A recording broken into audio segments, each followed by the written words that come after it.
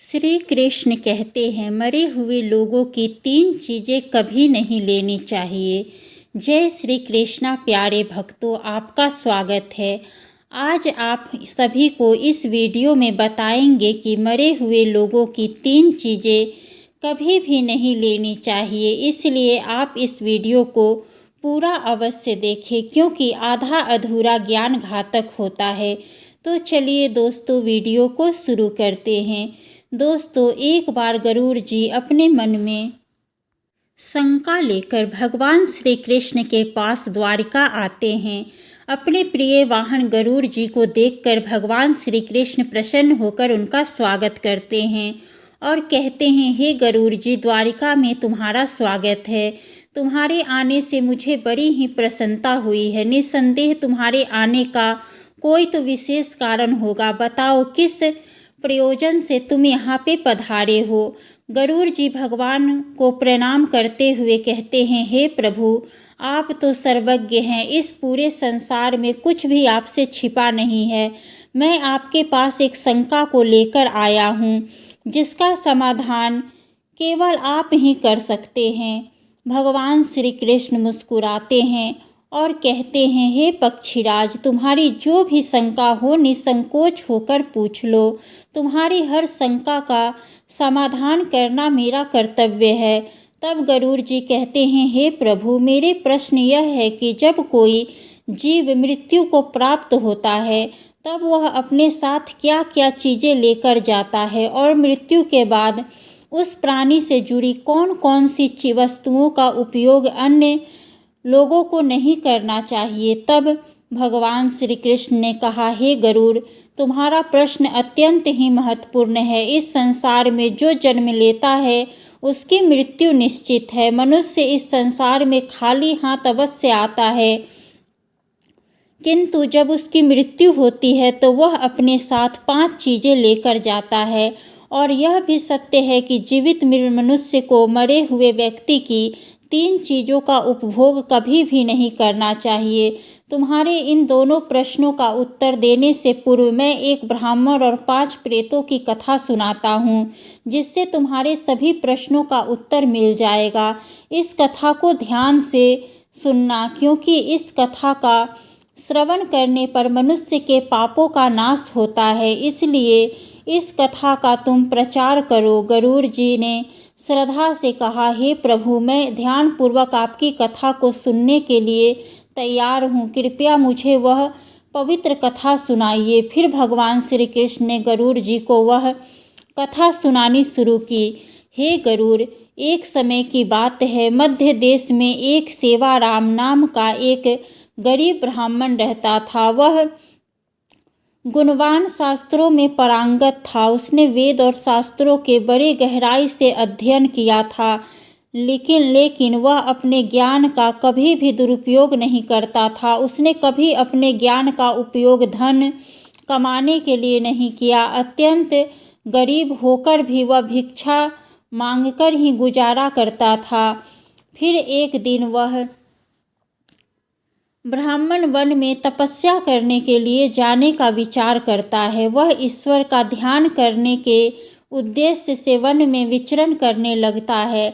ब्राह्मण जिस वन में प्रवेश करता है उसका नाम वन था। यह वन अत्यंत ही भयानक और डरावना था, जिसके बारे में दूर दूर तक लोग चर्चा किया करते थे। इस वन में प्रवेश करने की हिम्मत बहुत कम लोग कर पाते थे, क्योंकि वहाँ का वातावरण ही भय से भरपूर था। उस वन में ऊंचे ऊंचे पेड़ थे, जिनकी शाखाएं इतनी घनी थी कि सूर्य की किरणें भी नीचे तक नहीं पहुंच पाती थी। इनमें से कुछ पेड़ प्राचीन काल से खड़े थे। इस भयंकर वन में मांड व समी जैसे पेड़ भी थे, जिनके पास से गुजरते हुए लोगों के रोंगटे खड़े हो जाते थे। इन वृक्षों की शाखाएं मुड़ी तुरी विकृत थी और उन पर अक्सर अजीब से जीव लटके रहते थे। वहाँ उगने वाले पौधे भी डरावने थे, विषकांभा साधारण नहीं थे। यहाँ काले पंखों वाले उल्लू दिन में भी विचरण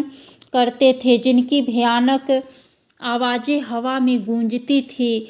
जंगली भेड़िया अपने शिकार की तलाश में हमेशा घूमते रहते थे और उनकी आंखें अंधकार में चमकती थी। काले धब्बों वाले तेंदुए और हिंसक भालू भी यहाँ आम थे।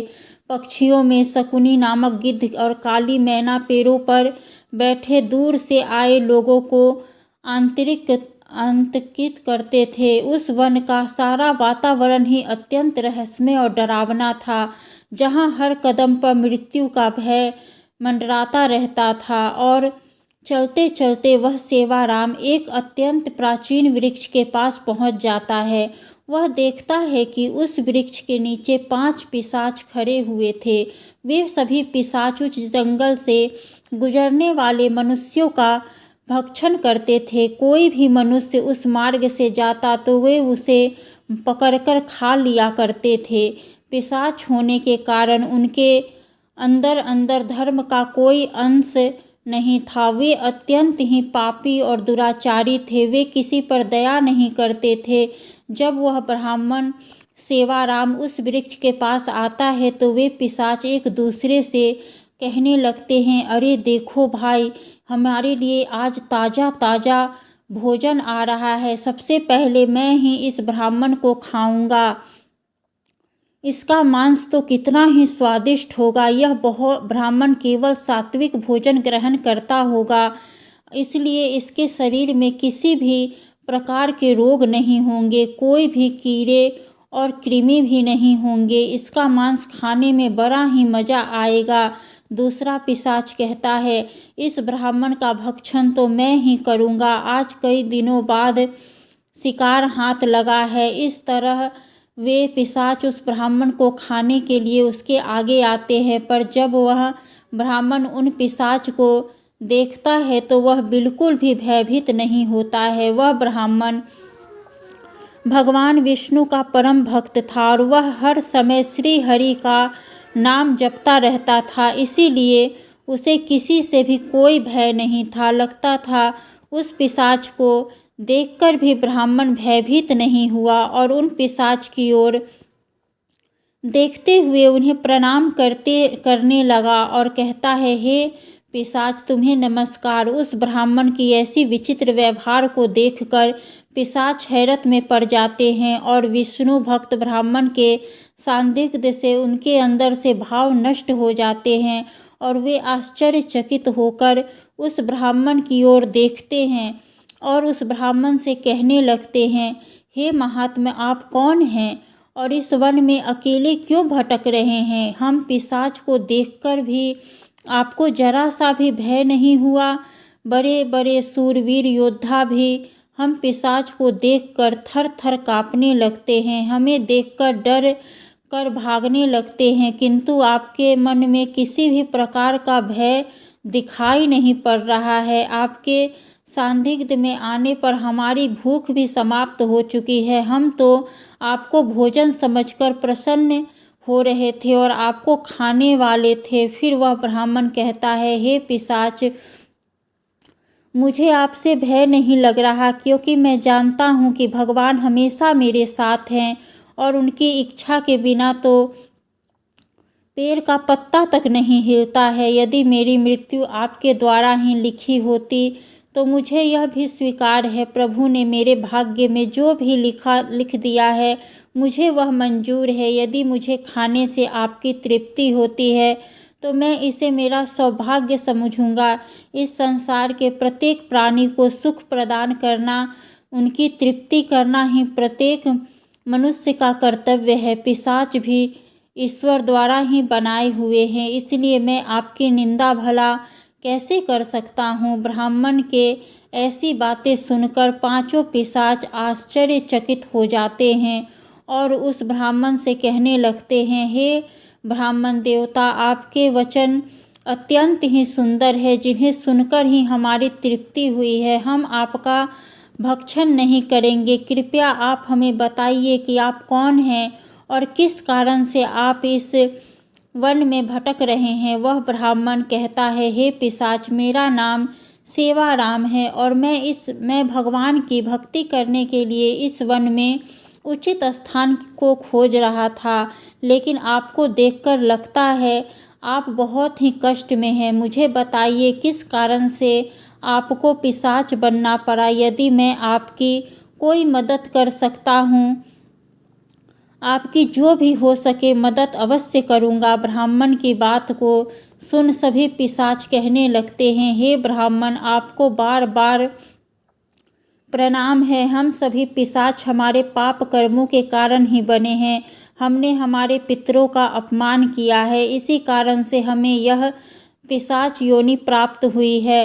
न जाने कब हमें इस पिशाच के शरीर से छुटकारा मिलेगा। हमने मनुष्य रहते हुए भी बहुत पाप किए हैं और पिशाच बनकर तो अनगिनत ही पाप किए हैं। कितने ही निर्दोष प्राणियों को हमने मारकर खाया है। इसीलिए हमें ऐसा लगता है कि हमें कभी भी पिशाच योनि से मुक्ति नहीं मिलेगी। दोस्तों, तब ब्राह्मण कहते हैं, हे पिशाच, आप मुझे बताइए मैं आपकी किस तरह से आपको मुक्ति दिला सकता हूँ। मैं मध्य देश में रहने वाला सेवाराम ब्राह्मण हूँ। मैं अनेक तप, व्रत और उपवास किए हैं। इसीलिए आपकी मुक्ति के लिए भी यदि कोई व्रत उपवास हो तो मुझे बताइए, वह मैं अवश्य ही करने का प्रयास करूँगा। ब्राह्मण की बात को सुनकर उन पिशाचों को समझ में आ जाता है कि यह ब्राह्मण तो उनका ही पुत्र है। वे पिशाच उन ब्राह्मण के दादा परदादा हैं जो पाप करने के कारण पिशाच बने हुए हैं। भगवान श्री कृष्ण कहते हैं, हे गरुड़, इस प्रकार से उस पिशाच को आभास हो जाता है कि वह ब्राह्मण उनका ही वंशज है। फिर वे सभी पिशाच अपने अपने पाप कर्मों के विषय में बताने लगते हैं। पहला पिशाच, जिसका नाम रुचि था, वह आगे बढ़ा। उसका शरीर मांस और खून से सना हुआ था और उसकी आंखों में अधर्म की अग्नि जल रही थी। उसने कांपते हुए ब्राह्मण से कहा, मेरा नाम रुचि है, इसलिए पड़ा क्योंकि मैं हमेशा दूसरों का बचा हुआ और जूठन खाया करता था। पिछले जन्म में बृहस्पति था और तुम्हारा 5 पीढ़ी पहले का पूर्वज था। एक समय मैं बहुत ही विद्वान और आदरणीय ब्राह्मण था। मैंने यज्ञ और अनुष्ठान किए, लेकिन धीरे धीरे मेरी लालसा बढ़ गई। मुझे लोगों द्वारा छोड़ा हुआ भोजन खाने की आदत पड़ गई। दूसरों के जूठे भोजन में मुझे स्वाद आने लगा। मैंने यह जानने के बावजूद कि यह अधर्म है, जूठे भोजन का आदान प्रदान शुरू कर दिया। एक दिन जब मैं एक पवित्र यज्ञ के बाद बचा हुआ रुचि भोजन खा लिया, उसी भोजन से मेरे शरीर में विष निर्माण हुआ और उसी क्षण मेरी मृत्यु हो गई। अब मैं पिशाच बनकर रुचि भोजन करता हूँ और यही मेरा श्राप है। दूसरा पिशाच, जिसका नाम नग्न अंग था, वह आगे आया। उसका पूरा शरीर नग्न था और उसकी हड्डियाँ दिख रही थी। उसने ब्राह्मण की ओर देखा और कहा, मेरा नाम नग्न अंग है इसलिए पड़ा क्योंकि मैं हमेशा निवस्त्र रहकर स्नान करता था। पूर्व जन्म में मेरा नाम शरद चंद्र था और मैं तुम्हारे 6ठी पीढ़ी का पूर्वज था। मैं एक ब्राह्मण कुल में जन्मा था और मेरे पास ज्ञान और तप की शक्ति थी, लेकिन मैं अपने शरीर का घमंड करने लगा। मुझे स्नान करते समय नग्न रहने में आनंद आता था और मैंने समाज के नियमों का अपमान किया। मैं इसे स्वाभाविक मानता था, परंतु यह अधर्म था। एक दिन जब मैं नगर के तालाब में नग्न होकर स्नान कर रहा था, तभी जल देवता ने मुझे श्राप दिया कि मैं अपने घमंड के कारण पिशाच योनि को प्राप्त करूंगा। मेरी मृत्यु भी उसी तालाब में डूबने से हुई। अब मैं पिशाच हूँ और मेरा शरीर हमेशा ही नग्न रहेगा, जैसे मैंने अपने ब्राह्मण धर्म का अपमान किया था। तीसरा पिशाच, जिसका नाम सवस्त्र था, उसके शरीर पर मृत लोगों के फटे हुए कपड़े लिपटे हुए थे। उसकी आवाज़ में दर्द था। उसने कहा, मैं इस योनि में इसलिए हूँ क्योंकि मैंने हमेशा मृत व्यक्तियों के कपड़े चुराए। पिछले जन्म में मेरा नाम अच्युतानंद था। मैं तुम्हारे पूर्वजों में से था और एक आदरणीय ब्राह्मण कुल से संबंध रखता था, लेकिन मेरे मन में लोभ बढ़ गया। और मैं शमशान भूमि पर जाकर मृतकों के वस्त्र चुराता और उन्हें बेचता था। मरे हुए लोगों के वस्त्र पहनकर मुझे खुशी होती थी। मेरे इस अधर्म को देखकर देवताओं ने मुझे श्राप दिया कि मेरी मृत्यु भी शमशान में होगी और मैं पिशाच बनकर हमेशा शवों के वस्त्र पहनूंगी। मेरी मृत्यु शमशान में ही हुई, जहाँ एक भयंकर पिशाच ने मुझे मार दिया। अब मुझे मृतकों के वस्त्र पहनने का श्राप मिला है। चौथा पिशाच, जिसका नाम अशौच था, उसने कहा, मेरा नाम अशौच है, इसलिए परा मैं हमेशा अपवित्र और गंदी चीज़ों में खुद को लिप्त रखता था। मैं पिछले जन्म में धर्मराज था और तुम्हारा पूर्वज था। मेरे जीवन में शुद्धता का कोई भी स्थान नहीं था। ब्राह्मण होते हुए भी मैंने अपवित्र में जीवन बिताया। मैंने कभी अपने तन और मन की शुद्धता का ध्यान ही नहीं दिया। गंदे वस्त्र पहने और अपवित्र स्थानों पर रहा। मैंने स्नान नहीं करता था और यह सब जानकर भी मैंने अधर्म के नियमों का पालन नहीं किया।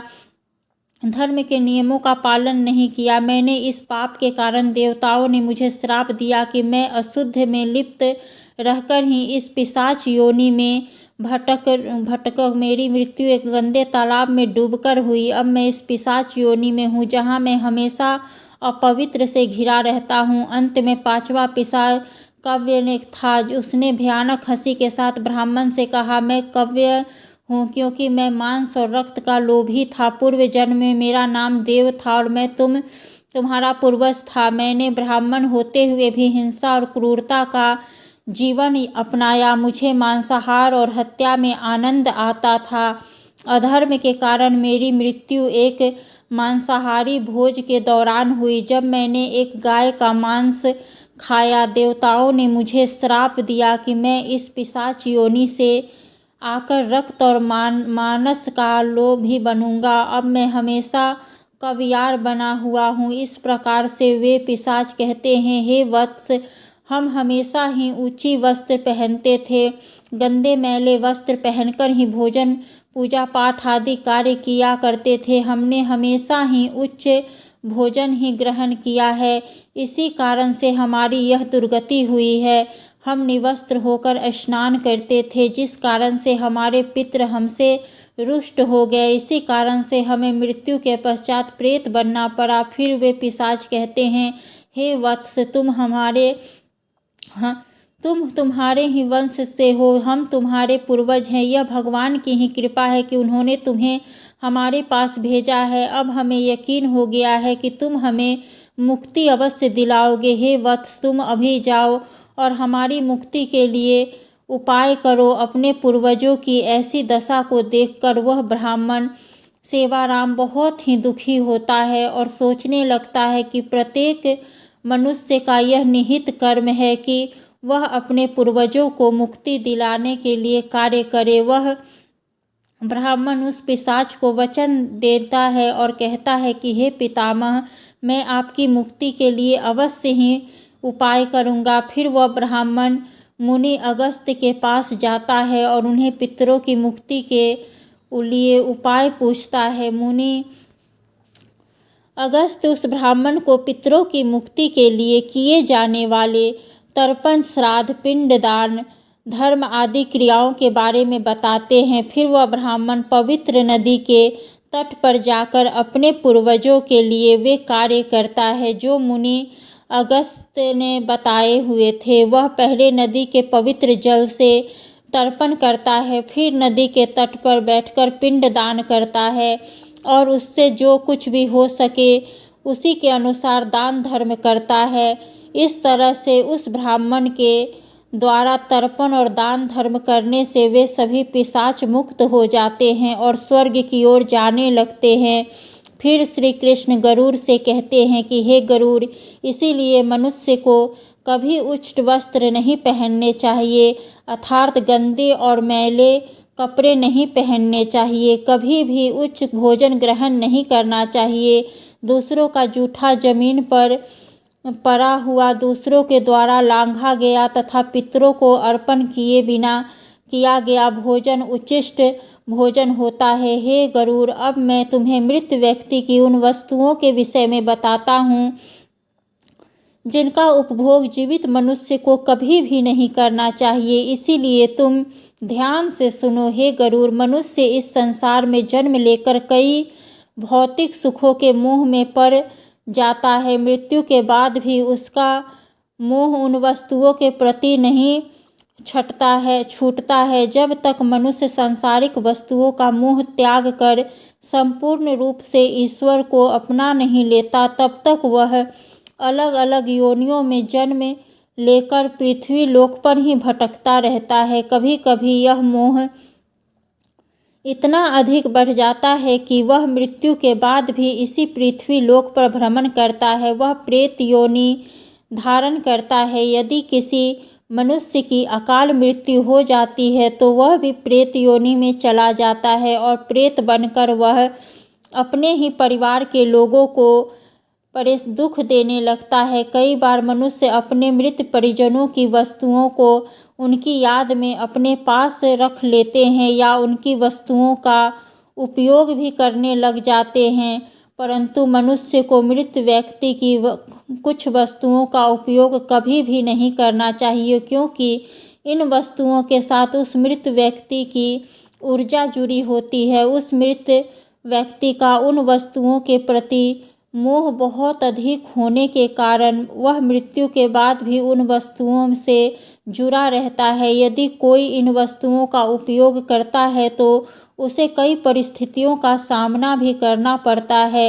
वह मृत आत्मा उसे कई तरह से कष्ट देने लगती है। इसीलिए किसी भी मनुष्य को मरे हुए व्यक्ति की चीज़ों का इस्तेमाल कभी भी नहीं करना चाहिए। मनुष्य चाहे तो उन वस्तुओं को संभाल कर अपने उस मृत आत्मा की शांति के लिए मनुष्य उस व्यक्ति की प्रिय वस्तुओं का दान करता है तो यह बहुत ही शुभ होता है। इस सबसे पहली वस्तु है मृत व्यक्ति की कपड़े। मृत व्यक्ति के कपड़ों का कभी भी इस्तेमाल नहीं करना चाहिए, उन्हें भूल कर भी पहनना नहीं चाहिए। ऐसा करने से मृत व्यक्ति की आत्मा उस व्यक्ति से जुड़ जाती है जो इसका इस्तेमाल करता है। मृत व्यक्ति की यादें उस व्यक्ति को सताने लग जाती है जो उनके कपड़े का इस्तेमाल करते हैं, जिस कारण वह व्यक्ति मानसिक और शारीरिक रूप से कमज़ोर हो जाता है। मृत व्यक्ति के कपड़े हमेशा दान कर देने चाहिए, जिससे उनकी आत्मा को शांति प्राप्त हो जाती है। दूसरी चीज़ है मृत व्यक्ति के गहने। मृत व्यक्ति के गहने भी उसके कपड़ों की ही तरह उसकी ऊर्जा के स्रोत होते हैं। मृत व्यक्ति का अपने गहनों से लगाव कपड़ों से भी कई गुना ज़्यादा होता है, क्योंकि प्रत्येक व्यक्ति गहने को खुद को सुंदर प्रतीत करने के लिए पहनता है, लेकिन जब व्यक्ति की मृत्यु हो जाती है तो और उसके गहने कोई दूसरा व्यक्ति पहन लेता है, तब मृत व्यक्ति की आत्मा असहज महसूस करने लगती है। वह आत्मा उस व्यक्ति को परेशान करने लगती है। आत्मा मोक्ष की राह पर न जाकर इसी मृत्यु लोक में अपने ही परिजनों को परेशान करने लग जाती है। इसीलिए मृत व्यक्ति के गहनों का कभी भी इस्तेमाल नहीं करना चाहिए। उसकी माला को पवित्र नदी के जल में प्रवाहित कर देना चाहिए। पवित्र नदी उस मृत व्यक्ति के सभी पुण्य को बहाकर स्वर्ग में ले जाती है। श्री कृष्ण कहते हैं, हे गरुड़, मृत्यु के बाद मनुष्य को अपने साथ केवल अपने पाप और पुण्य लेकर ही जाता है। सभी भौतिक वस्तुओं को वह यहीं पर छोड़ देता है, इसलिए उसे कभी उन वस्तुओं के प्रति अत्यधिक मोह नहीं करना चाहिए। श्री कृष्ण कहते हैं, हे गरुड़, मृत्यु के बाद आत्मा के साथ कुछ ऐसी चीज़ें होती है जो अगले जन्म में भी साथ जाती है। यह चीज़ें आत्मा के कर्म और इच्छाओं से जुड़ी होती है। भगवान श्री कृष्ण गरुड़ जी को भक्ति का महत्व बताते हैं और वे कहते हैं, भक्ति वह पवित्र मार्ग है जो आत्मा को ईश्वर से जोड़ता है। जो व्यक्ति सच्चे मन से भगवान की आराधना करता है, उसकी आत्मा मृत्यु के बाद भी उस व्यक्ति का फल प्राप्त करती है, भक्ति का फल प्राप्त करती है। भक्ति ही वह शक्ति है जो आत्मा को जन्म मरण के चक्र से मुक्त कर सकती है और उसे मोक्ष की प्राप्ति दिला सकती है। भक्ति से भरा हृदय मृत्यु के बाद भी ईश्वर के समीप रहता है। इस तरह भगवान श्री कृष्ण ने गरुड़ जी को बताया कि आत्मा के साथ मृत्यु के बाद कामना, वासना, कर्म, कर्ज, पुण्य और भक्ति रहती है। यह चीज़ें आत्मा को जीवन के चक्र मोक्ष की ओर ले जाती है। तो दोस्तों, आशा करते हैं आपको यह वीडियो अच्छी लगी होगी। वीडियो को लाइक अवश्य करें और कमेंट में जय राधे कृष्ण अवश्य लिखें और चैनल को सब्सक्राइब करें। आप सभी का धन्यवाद।